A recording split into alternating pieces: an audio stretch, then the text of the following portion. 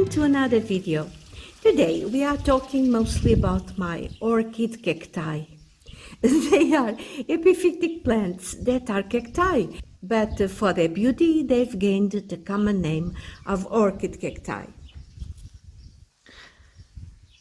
I grow most of mine fairly shaded, hanging from the ceiling of the upper porch, which is where we are now.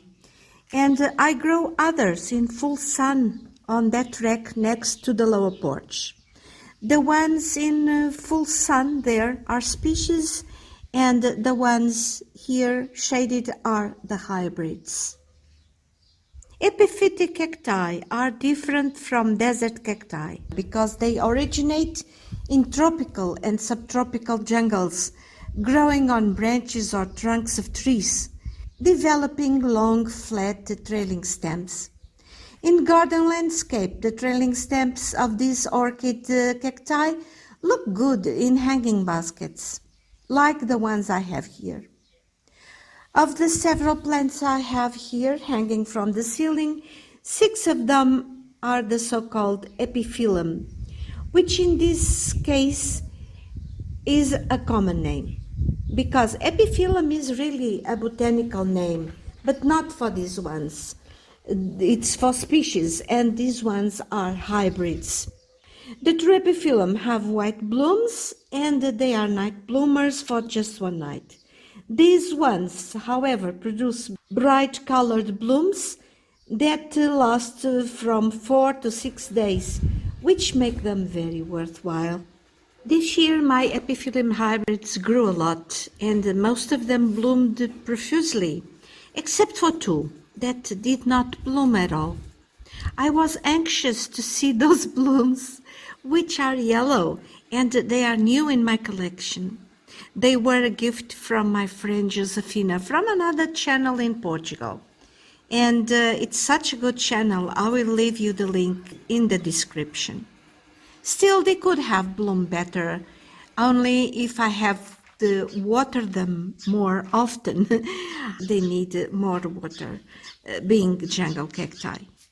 Unlike desert cacti, they prefer to be shaded. These ones only get a glimpse of direct sun just before sunset.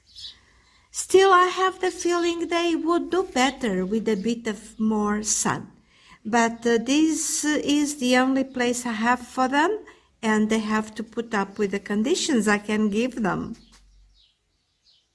The flowers I'm showing you in this video go back to 6 weeks ago when they bloomed.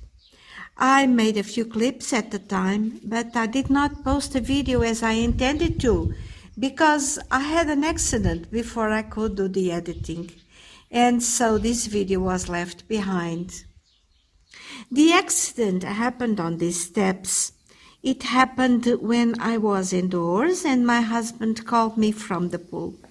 I came out, and when I reached the top of the stairs, Iris, my puppy dog, must have come running behind me, trying to come down the stairs at the same time as me, as dogs do.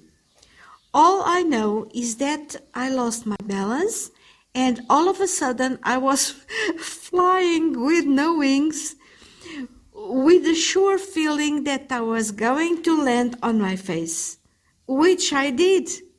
I had my glasses on, and that was the worst part because they hurt my nose on impact. Hopefully next year I'll be able to film and post a video at the right time of these beautiful blooms. And hopefully those yellow that did not bloom this year will grace us with their beauty. On this rack I have 4 other epiphytic cacti, but these ones are different because these are species. 2 of them have been regular bloomers this time of the year. They are called Queen of the Night because they open their blooms at dusk and only last a few hours, closing at dawn. The flowers are large and so beautiful, and they are extremely fragrant. For me, at least, the fragrance is very, very appealing. This one is Epiphyllum oxypetalum, a species with a native range from Mexico to Nicaragua. It started blooming earlier this year with many more blooms than in previous years, which is not surprising considering it is growing to be a huge plant. So far, I already had over 15 blooms, and there are many more to come. I love the blooms, but I also love it when the buds start and get fat. They are so cute. I want to hold them and pet them every time I come here. I try not to miss the moment they open because it's so magical. The moment they open is easy to predict. They do it when the buds get chubby enough, and then they always open at the same hour, starting at sunset. The process does not take long, couple of hours and it's over, and then being fully opened. We can see it happen before our eyes. I got it for you again. Although I have already several videos in my channel capturing the whole process in time lapses. These are blooms already spent. They look so fresh, but they bloomed already 3 days ago. I took them out to avoid unnecessary energy loss, especially because there are so many more buds to open.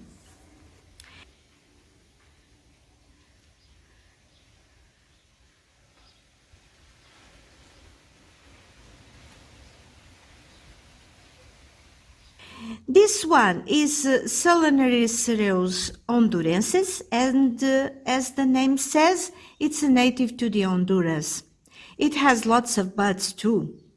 2 of the buds opened last night, and here they are at 6 a.m. the next morning. They are already closing up, but they still show their beauty.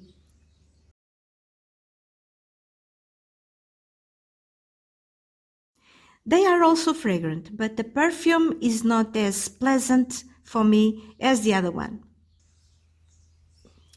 There are other blooms here. They are getting larger and soon they will be opening too.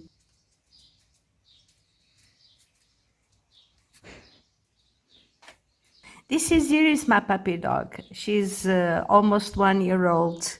No.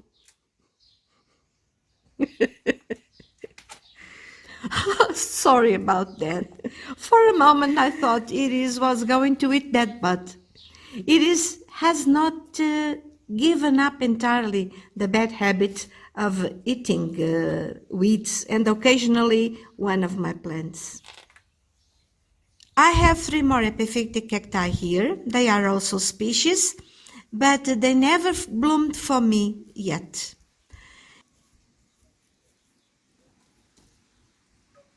I especially like this one. I like it even without the blooms.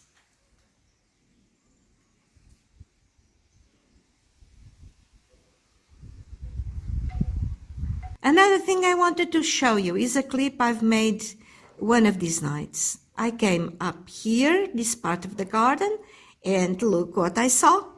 This is different from the epiphytic cacti I just showed you, because this is a desert cactus, and it is blooming for me for the first time. I don't know the identification, but I have noticed that the flower also opened at dusk and faded 24 hours later. Look how beautiful it is. It's also fragrant. There is another bud to open later, and recently I have noticed 3 more buds in the back.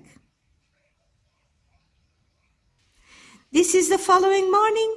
The bud was still opened, but later in the day it faded.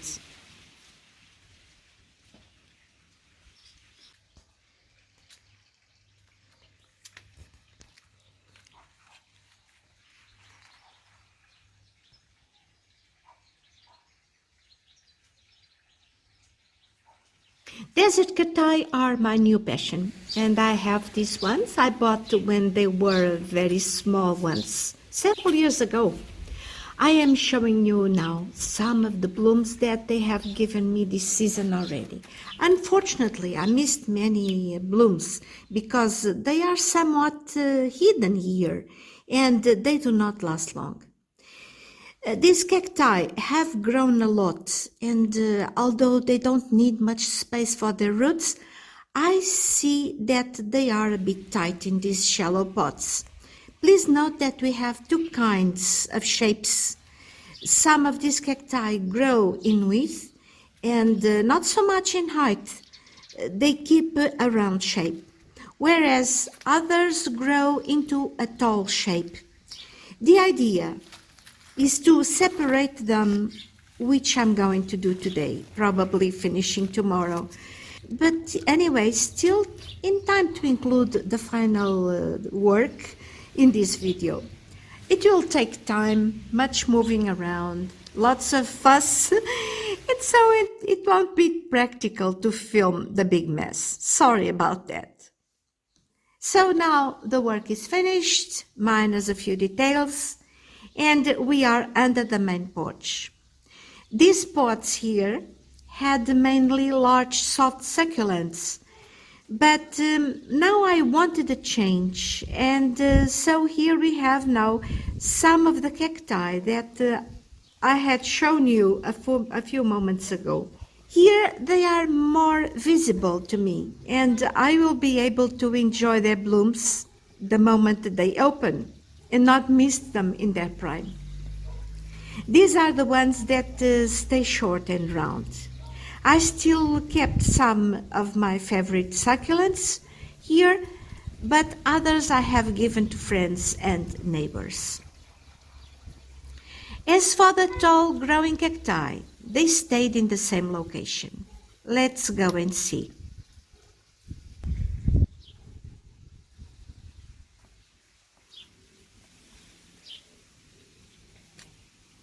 So we are back here, and as you can see, they have been repotted in much taller pots. I already had these pots here at home. And in these pots, they have enough space to grow much taller and give me beautiful flowers too someday when they have grown enough. The larger pot we give them, the faster they grow, trust me. But at some point, I did not have any more tall pots left, so I also planted some of them in the ground. Let's go this way.